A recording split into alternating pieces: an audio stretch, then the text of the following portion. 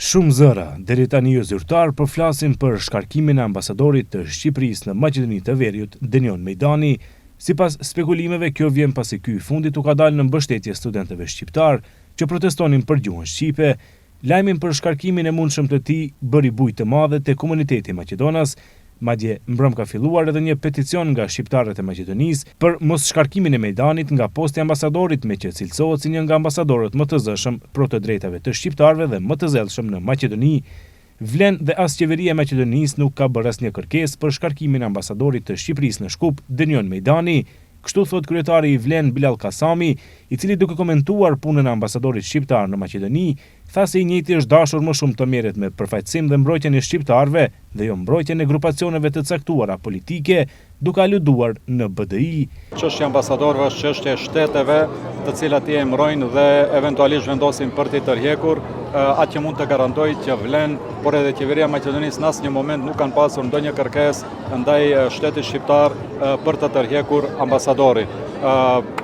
Çështja e ambasadorit edhe një herë është qasje e tij. Ne do të kishim dashur që ai më shumë të përfaqësojë qytetarët apo të mbrojtë të drejtat e qytetarëve shqiptar në Maqedoni të Veriut më shumë se sa disa grupacione politike, e cila fatkeqësisht po shihet, po megjithatë është punë dhe angazhim të cilin duhet ta vlerësoj shteti shqiptar, Ministria e Punëve të Jashtme të Shqipërisë, të cilët e kanë emëruar dhe të cilët bëjnë vlerësimin e punës së tij. Në asnjë moment Vlen dhe qeveria nuk është përzier në kompetencat e një shteti fqin, këtë rast të Shqipërisë. Prej ditës së djeshme në disa media është shkruar se ministri i jashtëm i Shqipërisë ka marrë disa ankesa nga partitë qeverisëse VMRO dhe aleati i saj shqiptar Vlen ndaj ambasadorit Mejdani.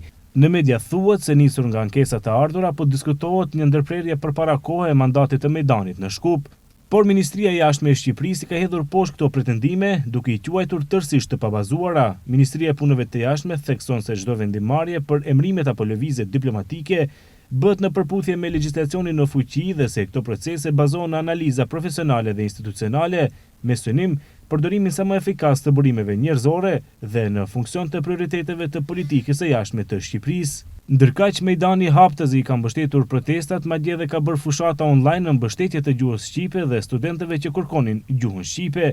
Mejdani në krahasim me ish ambasadorët tjerë të Shqipërisë vlerësohet si ambasadori më punëtor dhe më aktiv për sa i përket mbrojtjes së të drejtave të shqiptarëve që jetojnë në Maqedoni të Veriut.